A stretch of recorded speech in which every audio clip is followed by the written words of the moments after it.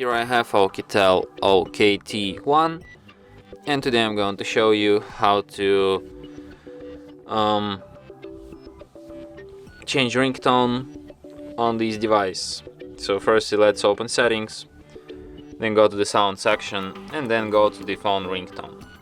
Here you can select one of these pre-installed ringtones.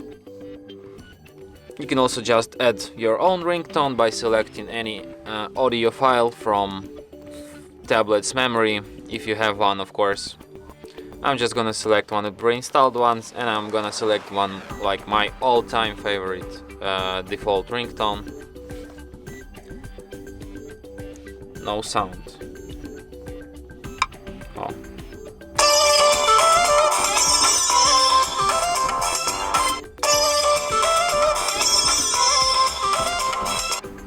So yeah, and that's it. Thanks for watching. If you find this tutorial useful, don't forget to hit that like button and subscribe to our channel.